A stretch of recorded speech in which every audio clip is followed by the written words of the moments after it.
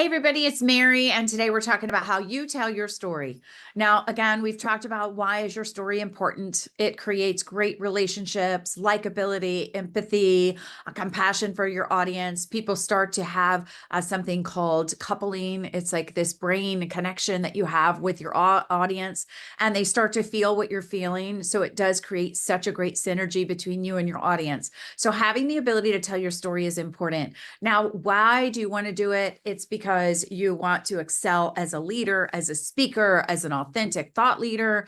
And so being able to tell your story in a way that really motivates and inspires your audience is so important.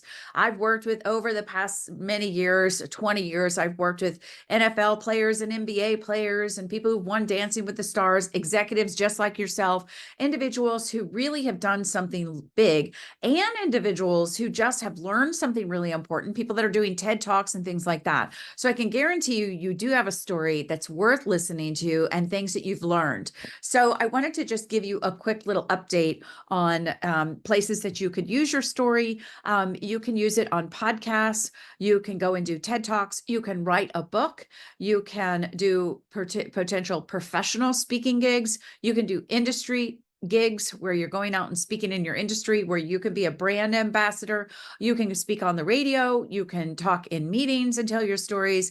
As a matter of fact, if you tell a story at the beginning of every meeting, you'll have a lot more success according to all of my data. And so those are a couple places to tell your story. Now, how do you start your story? Very best place to start your story is when you were having that aha moment, the challenge that you were in, and you found yourself in this desperate place. And so it's when you're at that low point, and then the rest of the story can be how you got yourself out of that place. And so capturing that moment in time where you were having a really terrible, terrible time, it's a really good place to start a story. And then you can backtrack over the next, telling your story, how you went back to where you are now and all of those things that you learned. So those are a couple of things about the storytelling. I would, if I were you, watch preachers. I would look at people who are doing TED Talks online. Some of the top TED Talks, you can Google that and find people that are telling stories. And there's some beautifully written and delivered stories on TED Talks. It's a great place for you if you've had something remarkable, or you have a big idea, or you've accomplished something, to do a TED Talk to really increase your brand awareness.